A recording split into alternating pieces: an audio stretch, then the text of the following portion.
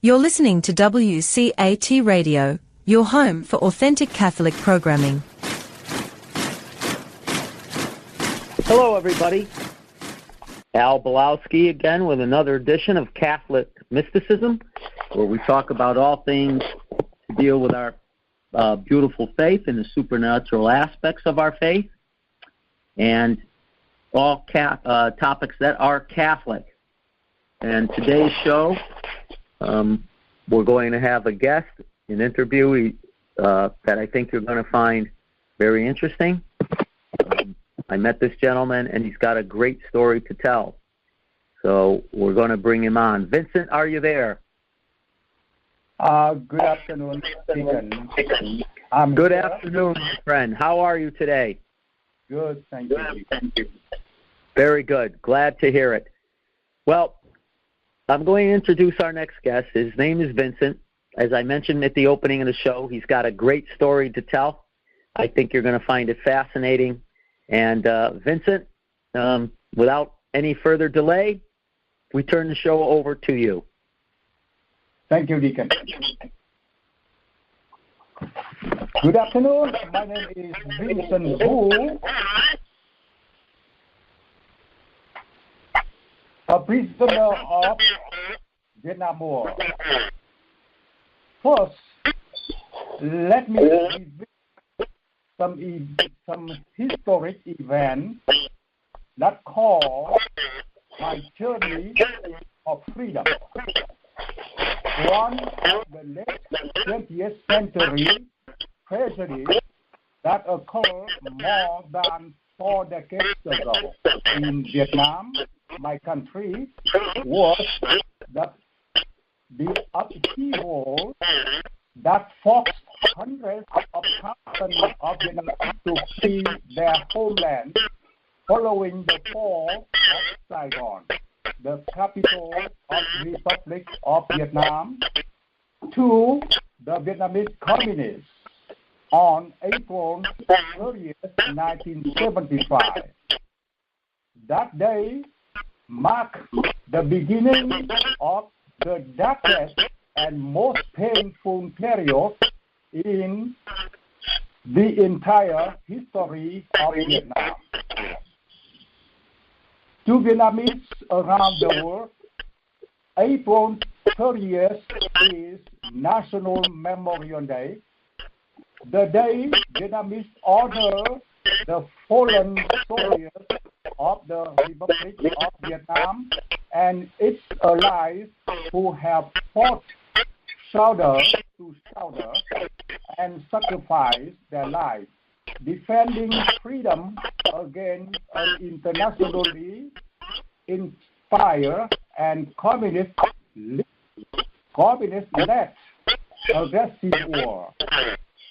April 30th is the day Vietnamese show their resentment towards the imprisonment, horrible torture, and murder of Republic of Vietnam government staff, soldiers, clergy, and private citizens in the Vietnamese communist hard labor concentration camp. On April 30th, Vietnamese also remember hundreds of thousands of Vietnamese who died on the high seas or in the jungle of drowning and starvation. On their risky journeys escaping the Vietnamese communist inhuman persecution. April 30th is the Remembrance Day of activists who are resolutely fighting for democracy, independence, and freedom of Vietnam, many of whom have been jailed, tortured, and murdered under the iron fist of communist authority. April 30th is the day that Vietnamese people living in the country show their indignation at the loss of the basic human rights due to the totalitarian domination of the ruling Communist Party. That day also marked the cowardice and shamefulness of the Vietnamese communists, which betrayed their country by offering parts of the territory of Vietnam to Communist China. The people of Vietnam not only condemn the Vietnamese communists who sabotage the future of Vietnam, but also condemn them for placing their own benefits and power over the nation and people. They view people as means for their ends. The U.S. military involvement in Vietnam began in 1965 and ended in 1973 with a peace agreement calling for withdrawal the U.S. Armed Force. This military intervention not only broke apart the Americans and cost $738 billion US, but also cost the U.S. 58,253 American lives for a noble cause, the cause of freedom and democracy. After the alliance military withdrawal, the Vietnamese Communist Armed Forces received maximum military assistance from the international communists at that time. Therefore, the armed force of the Republic of Vietnam fell. Since the day the Vietnamese communists rushed to occupy Saigon, the hope and happiness of Vietnamese people were desperately torn away. The Republic of Vietnam citizens did not accept the new authority which came from the north by their military. As a result, the Vietnamese communists forced them to leave their hometown and placed them into the jungle area, the so-called new economic zone. Many were put in jail or hard labor concentration camps. Consequently, millions of Vietnamese families were separated. Hundreds of thousands of South Vietnamese men and women, including former officers in the armed force, religious leaders, employees of the U.S. offices, or employees of the previous government were rounded up and then put into the so-called re-education camp to learn about the ruling policies of the new government. These citizens were never tried or convicted of any crime. Once Vietnamese Communist Armed Forces took over South Vietnam, they immediately issued a mandate to every former Republic of Vietnam military officer to report to them. Members of the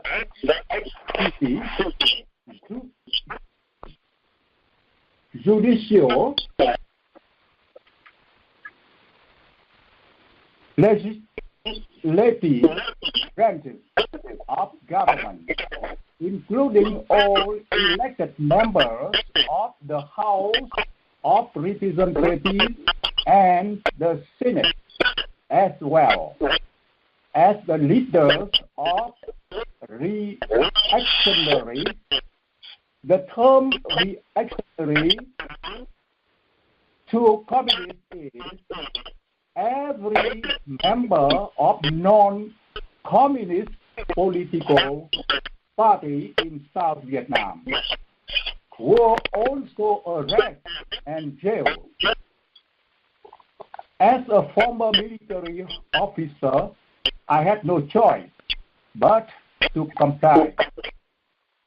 If I did not, I might be sent to hard labor jails in North Vietnam or killed. The Vietnamese made me a captive on May 15, 1975. This was the most traumatic event in my life. After they entered my home in Saigon, my mother, relatives, and neighbors feared for my life. But one of the Vietnamese communist soldiers who took me told my mother, "Bullies cost money and will not be wasted on him." They also explained to my mother, "Your son would report to a re-education camp where he will stay for 10 days. And my mother believed him. The Vietnamese communist soldier immediately whisked me away in a military van. The van headed north and arrived at an undisclosed location that I did not recognize because of the darkness. Next morning, when the sun rose, I realized that the communist soldier had taken us to a village called Long Lao, located between South and Central Vietnam. In jungle, this was a place where we did not have anything to eat or anything to wear. They ordered us to chop down the trees in the jungle to make huts for us to dwell in. Their earth ground acted as our bed. For food, we had to go into the jungle searching for wild vegetables and fruits. A week later, the Vietnamese communists brought us some grain that had been grown to feed hogs in some Eastern European countries. After a few months in the camp, our clothes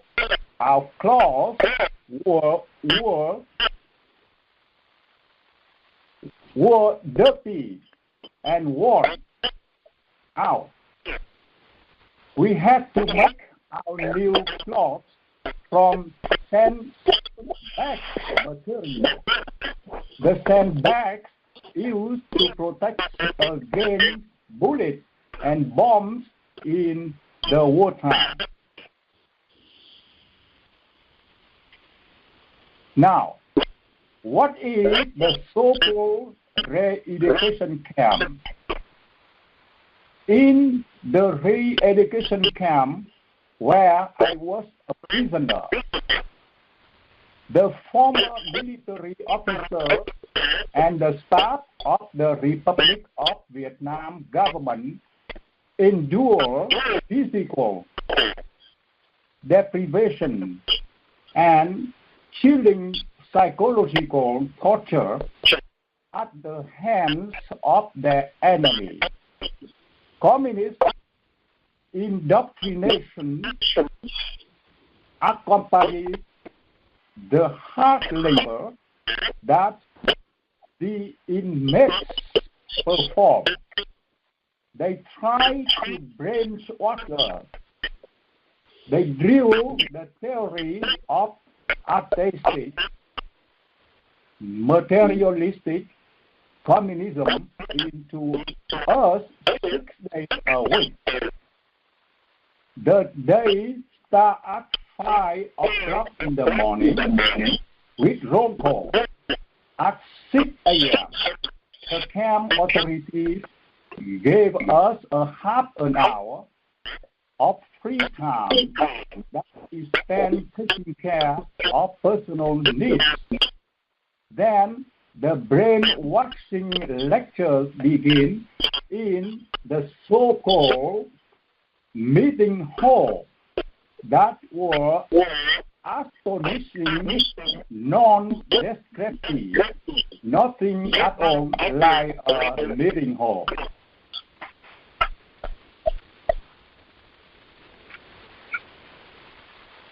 The camp staff enforced regulation with an iron fist. When disobedience occurred, they used creative forms of grave punishment. The primary method of choice was to put the prisoner who violated the rules into a giant metal shipping container. The container that was used for shipping goods in and out of the country. Prisoners consider this form of solitary confinement the most notorious form of torture. In other instances, armed guards beat their captives unconscious, placed them in other forms of solitary confinement, or forced them to perform hard labor until they collapsed. To maintain tight control over all aspects of the life of the inmates, the communists divided the camp into sections with 200 prisoners in each section. Early in the morning, we lined up to go to outdoor latrines where human excrement was dropped into the metal bucket that would be carried up by prisoners to the top of a hill where the contents were placed into soil for fertilizer. A fellow prisoner and I each had to carry a bamboo bar that held a bucket of human excrement on either end to take up the hill daily. Time passed. The prisoner washing physical condition did not prevent the communists from further maltreating their captives inside the barbed wire fences of the hard labor concentration camps, living in hellish conditions. The most difficult part to endure was hunger. The husband insult physical abuse, onerous labor, psychological and mental suffering, and even the agonizing pain from frostbite, which turn our skin black, rotten, oozing, with sore, were unbearable compared to our constant maddening and never satisfied hunger. Oftentimes, lunch was distributed right next to an outdoor latrine. We were not provided enough food. Therefore, we had to eat what we could find in the jungle, such as wild vegetables, mice, lizards, and snakes. On a summer day, while walking in the forest, some prisoners found 3 newly hatched ducks. They brought them into the camp and enclosed the ducks around a tree. From a branch of the tree, they hung a bucket filled with human excrement taken from an outdoor latrine. A week later, the excrement become maggots, dropping down to the ground or surrounding the tree. The ducks ate the maggots and grow. 3 weeks later, the prisoner ate duck meat to survive.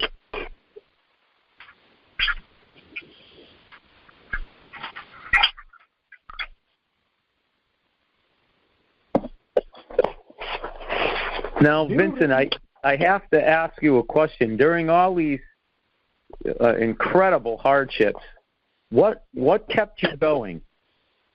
How did you not just to give in to the despair? Actually, we have to be very patient to endure that situation. Now, you're a man of great faith, and you have the Christian joy. Did your faith at all, did you have faith going when you were arrested and put into the re-education camps? Were you a practicing Catholic then? Did you become a Catholic later when you escaped? How did that happen? I want to emphasize that every religious activity were prohibited in the camp.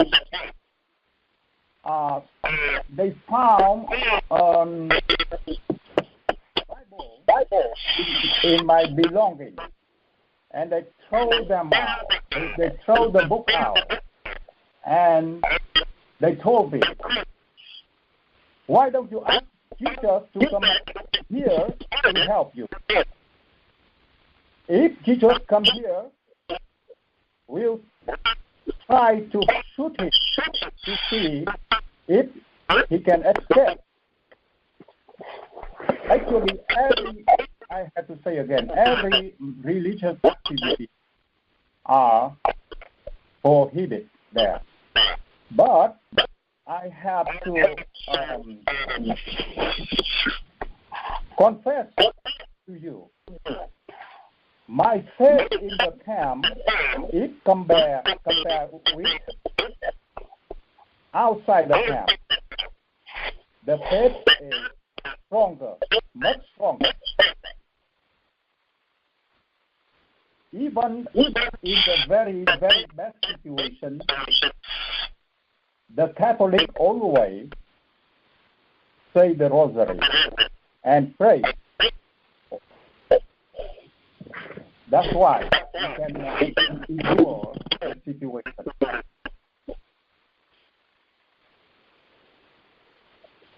Now I continue the re-education camp. During the early phase of re-education, lasting a few weeks, inmates were subject to intensive political indoctrination, also known as brainwashing. This re-education program, including learning about the exploitation of workers in other countries and American imperialism. The inevitable victory of Vietnam led by the Communist Party over the United States of America, and the generosity of the new government towards those who fought on the other side during the war. Beside another feature that was mandated was the confession of alleged misdeeds in the past. All prisoners in the camp were required to write their confession,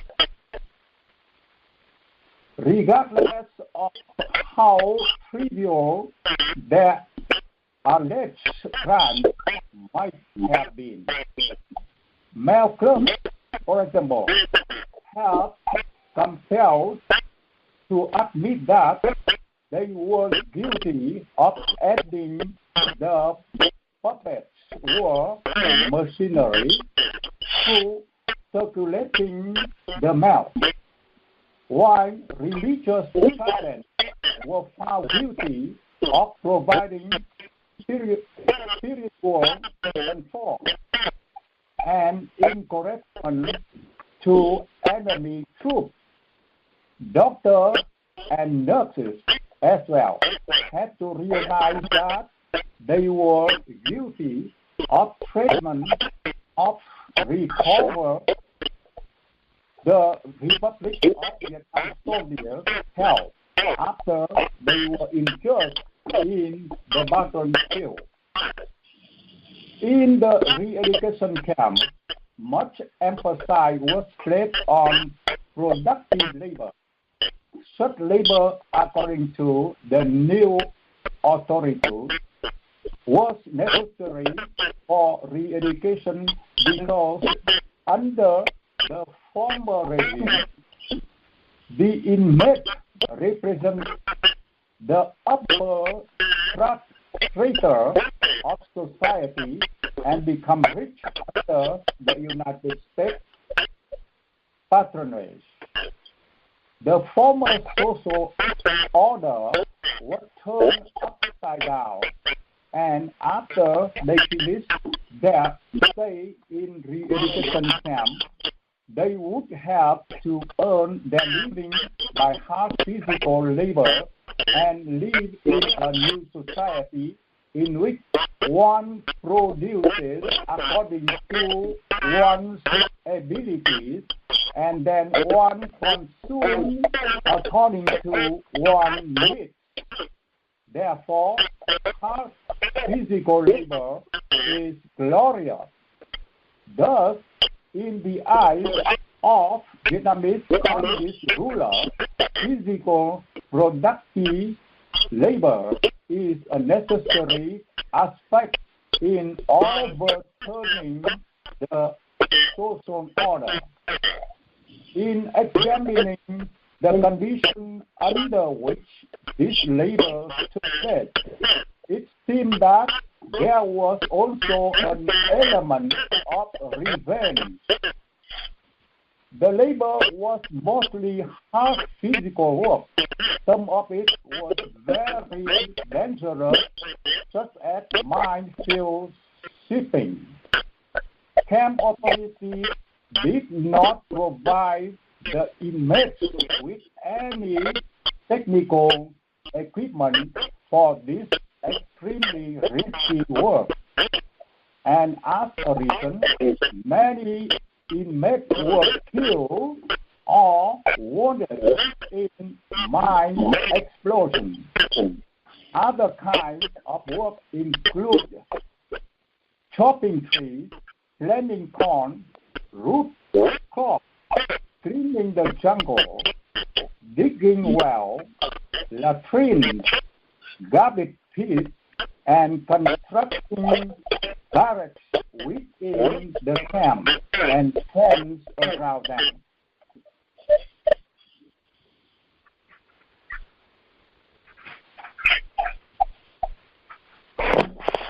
So now I've got to ask you, you said your family members, were any of your family members killed that you knew of? Were you were completely separated and detached? You had no news of them, I would imagine. Did you lose anyone close to you? I was born in North Vietnam village. In our family, we have a priest. And in 1948, the Vietnamese communists killed the priest and my father. That's why we have to move south, move down to the south. And according to the Constitution of the South Vietnam, I have to serve in the army after I graduate from university. That's why we cannot live under the regime of communism. Yeah. Yes, I agree with that. Right. Certainly, I agree with that. Now, how long were you in the camps? About 6 years. Wow, that's a long time. Right. And now, yes, go ahead. Now let me go into my journey. During the years between 1949 and 1956, under the order of Ho Chi Minh, the leader of Communist Party, in carrying out the agrarian reform policy, the communists lynched or summarily execute 170,000 Vietnamese who owned land. In 1958, New Year offensive in the city of Hue, Vietnamese communists shot or buried alive 12,000 civilians, 50,000 religious leaders and political prisoners had been executed in re-education camps since the communists not took over the South. Incredible amount of number. What an incredible number of deaths. How tragic. For fear of barbarous communist persecution, Vietnamese people in both South and North of Vietnam had to take illegal and perilous journeys. Perilous journeys fleeing their country.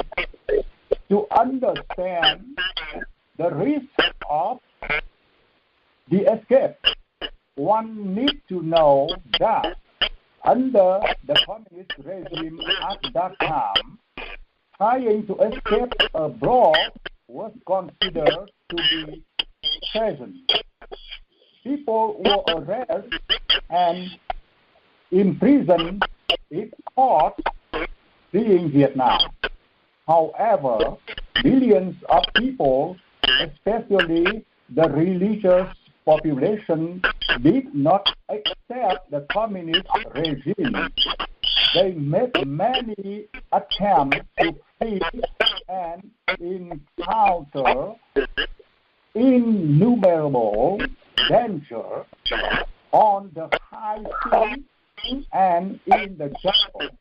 I was one of those people.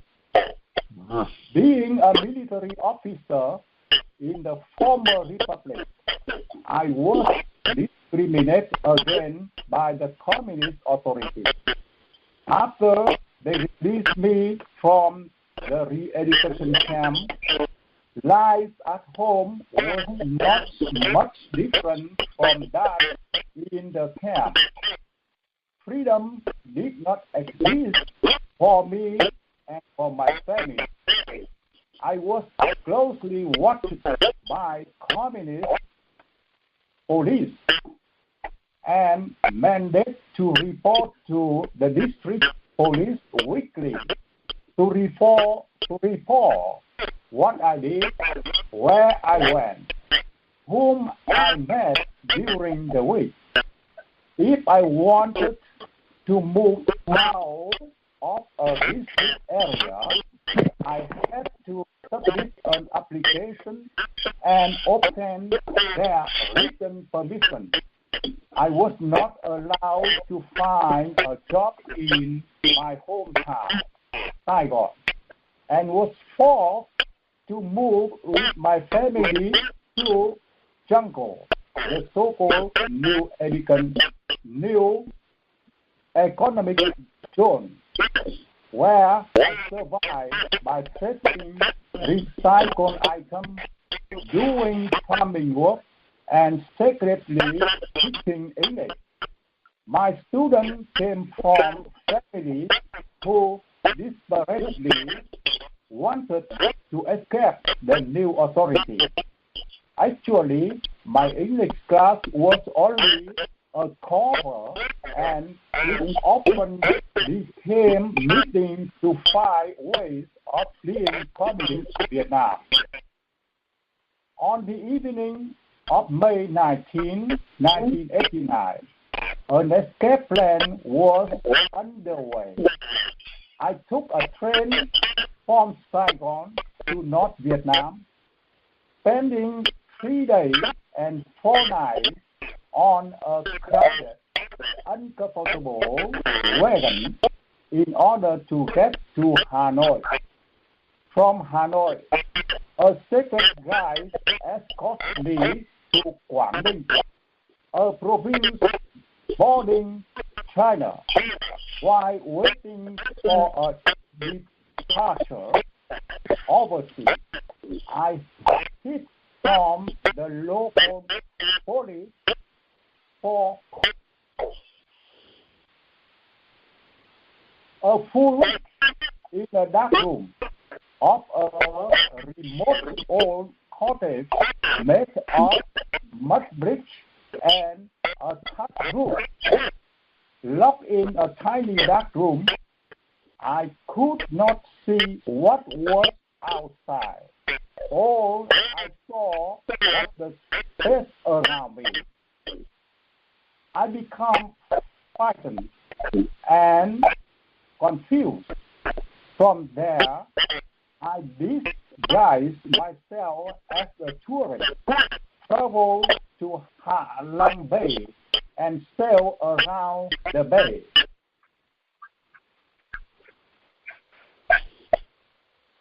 On June 9, 1989, our tiny boat set off for the China Sea. The 28-foot-long wooden sailboat, which was only safe for near-shore fish, was not built for navigating open water.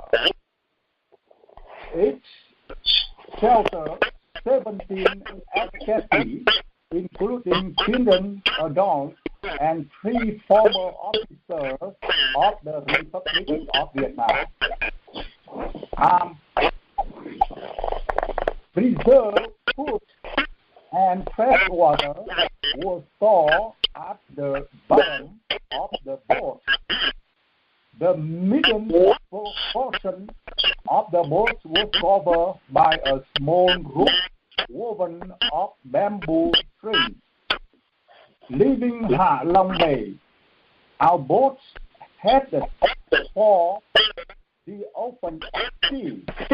The color of the water darkened, signaling that we were traveling into deeper water.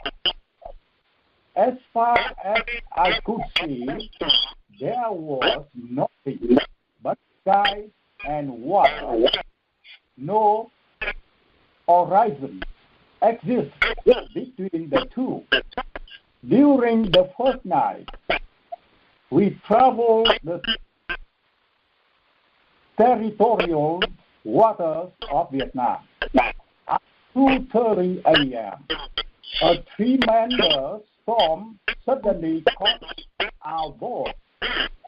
The wind blew in powerful gusts, and the boat reeled. 18 hours sailing on the stormy sea had passed before our boat reached the territorial water of China. We had escaped from the communist Vietnam. Even in exhaustion and fatigue, the first breakfast overseas was prepared with relief, elation, and joy. We were joy because from now on, we no longer had to worry about being arrested by Vietnamese communist authorities. During the 25 days that we traveled off the coast of China, we often faced tempests and heavy water. Every escapee in and heavy waves. Every escapee in our tiny boat expressed a strong will and a firm faith in God. We place our trust in God, spending much of our time praying, firmly believing that our risky journey was in God's hand. Everybody showed determination to face life in the future.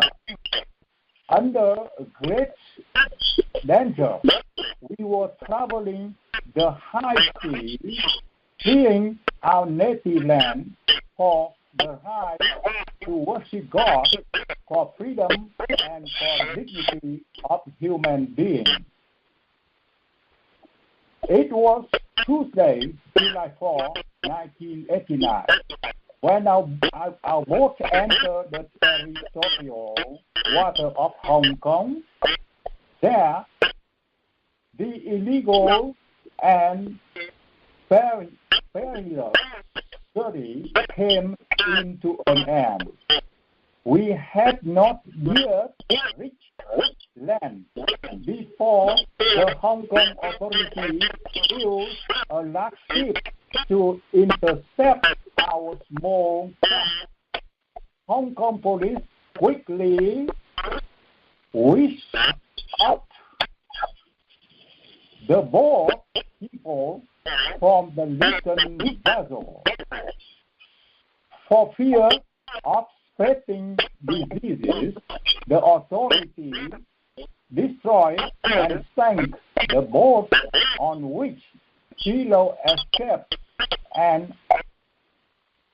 escapees and I traveled. We were saved. It was the most amazing feeling because we did not believe we would survive another 24 hours aboard. The Hong Kong police then brought us to a distant island named Hai Châu. That island belonged to Hong Kong.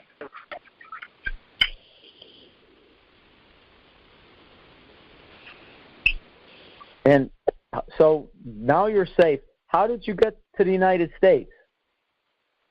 Finally, on May 13, 1992, I got news that Hong Kong immigration officials had completed the screening.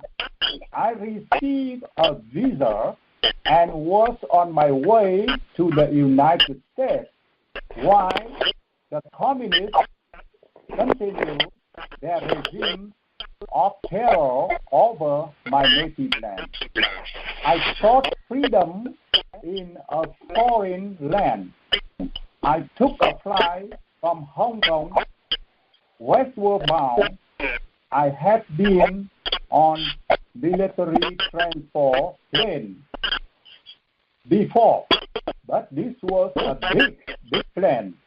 The size of the plane was rather symbolic because big things awaited me in a big land, a land of freedom and opportunity, the United States of America. I would soon become a citizen of the world's greatest republic, a nation of ideals. Bielawski International Airport on the morning of July 12, 1992. The plane landed in Los Angeles International Airport. I reached the promised land. I had waited so long for this special day that gives me gentle breeze, sun-drenched sky, and rainbow colors of freedom that I can touch with my hands. Suddenly, I was moved by a thought. In a war using foreigners' weapons, the Vietnamese of the North and the South killed one another. 3 million Vietnamese lives was lost. On my mind, I was struck by the question, what justifies the choice to go to war? How do leaders make those decisions, and what is a leader's responsibility to their people? What is the cost of war for a nation and its people? How do people from different parts of a country with different backgrounds and heritage come together in the heat of battle? What does victory mean, and what does it take to find and maintain peace? I was separate from my ancestral land and fought. I was separate from my ancestral land, where 47 years ago I was born and raised. I left my mother and relatives behind. It was a sorrowful separation. In the treasure of almost 5,000 years of literature, the Vietnamese have a saying that I learned by heart when I was in elementary school. That is, a single drop of blood is more precious than a pound of water. How true. Right. How true. I will never accept the communist regime. I have to leave Vietnam, but I will always have a deep sympathy for all Vietnamese people who are living under communism, inhuman domination. I believe that nothing happened by accident. My spiritual journey began in my childhood in a countryside village of North Vietnam, where I drank my mother's milk and where my father's bones was buried. Over the course of my life, I have taken many identities and have constantly reinvented myself. I am a North Vietnamese Catholic. I am middle class. I am a South Vietnamese anti-communist fighter, a prisoner of war, an escapee, and then a refugee, an immigrant living in the United States, and American citizen. I realize that God knows better than I do what is necessary for my happiness and has a perfect plan for me. My life has been interwoven with enjoyment and suffering, success and failure, freedom and imprisonment, celebration and desperation. In every instant, I can clearly see God's hand working on my behalf from then until now. What I regret most is losing a land that was the home of my childhood. The sight of bamboo cluster, the flood style from the heights, flying high in the sky.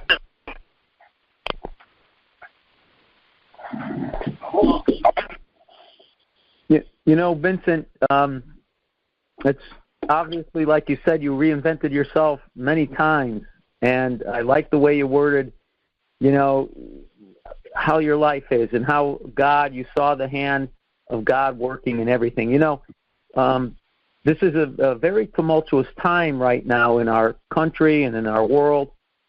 You've seen a lot of things. I mean, you're joyful. You have faith in God. What could have broken many people, you came through.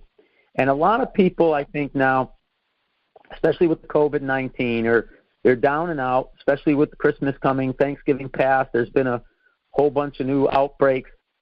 What would you say to people that maybe take their freedom here in the United States for granted and that may be losing some hope? What kind of encouraging words could you give them today?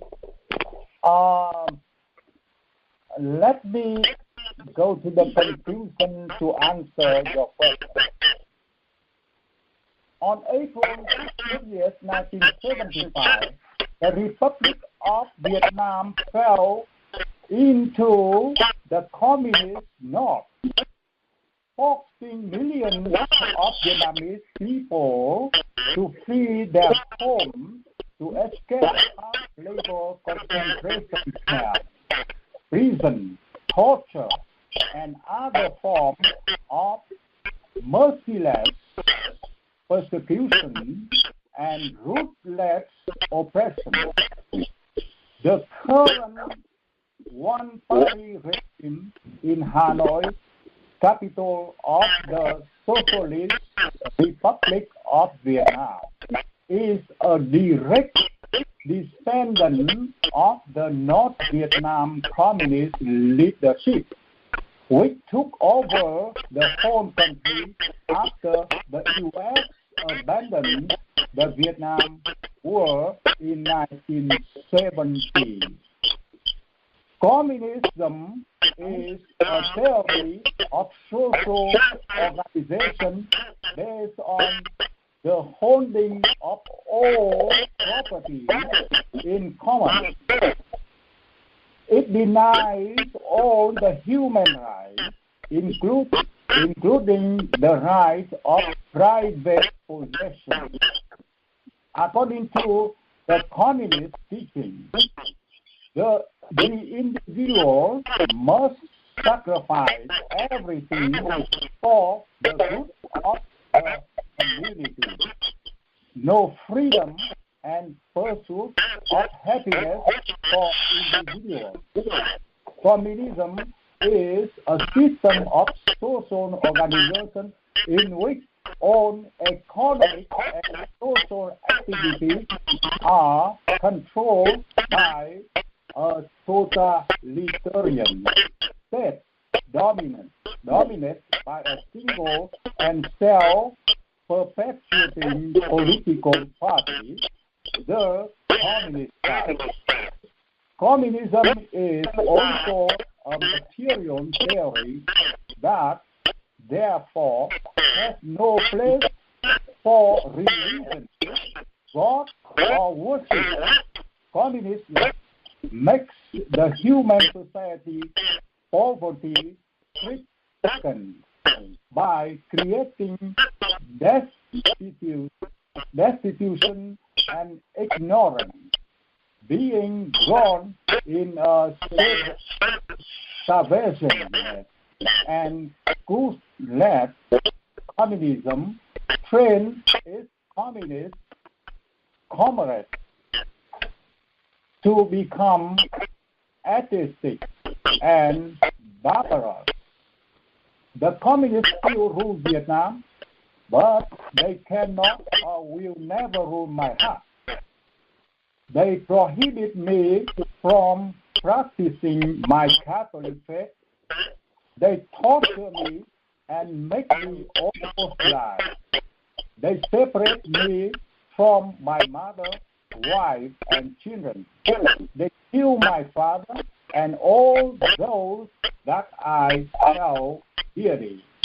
Yet I triumph not only by escaping them, but also and more importantly by persevering over them. That's my conclusion. Fantastic. Fantastic. And what a great lesson. What a great lesson. Despite all the odds, like you said, you triumphed over them. And, you know, we're told by God in Scripture that in this world we will have trouble, but have confidence, or I have overcome the world. And that's what Jesus has done. And he shows you with the faith and the heart and the courage that you exemplified, Vincent, that you can live, that you can continue to flourish, and still always keep your eyes fixed on him. As we come to the end of the show tonight, I want to sincerely thank you for sharing your incredible story. And I think it's going to be a good message of hope for a lot of people now that are enduring tough times, because it can always be tougher, as listening to Vincent's story has showed us, brothers and sisters. But with faith in God and that joy in heart, you can overcome anything, as Vincent did. And closing, Vincent, we've got a minute to go. Deacon, can I have something to add? Can I add something? Deacon. Yep, I'm here. We've got about 30 seconds to go. Do you have anything to say to the listeners? I want about 10 minutes. I want to ask everybody who are my listener today to praise God for me, because God did a miracle on my journey, and right in the camp and right now. In the camp, I don't have enough food to eat. I don't have enough clothes to wear. How can I dream to become a student in America? But when I escaped, God saved me and bring me to America. The first thing I do in America is continue my education. I study religion in Trinity College. After I graduate, they send me to Italy for 3 weeks as a remote trip. And I have chance to visit Vatican, Assisi, Venice, and I believe that is God's work. Because with a prisoner like me in Vietnam, how can I dream I can go to visit Vatican? That is certainly true. And I'm afraid we're going to have to end the show tonight, brothers and sisters, but keep Vincent and his family and friends he's asked for prayer for. Vincent, an amazing story, and you're absolutely right. It's an amazing story, and with God, all things are possible. And with that, I want to wish everyone a blessed and good night, and God bless. Thank you, Deacon. Hello, God's beloved. I'm Annabelle Mosley, author, professor of theology, and host of Then Sings My Soul and Destination Sainthood on WCAT Radio. I invite you to listen in and find inspiration along this sacred journey we're traveling together to make our lives a masterpiece and, with God's grace, become saints. Join me, Annabelle Mosley, for Then Sings My Soul and Destination Sainthood on WCAT Radio. God bless you. Remember, you're never alone. God is always with you.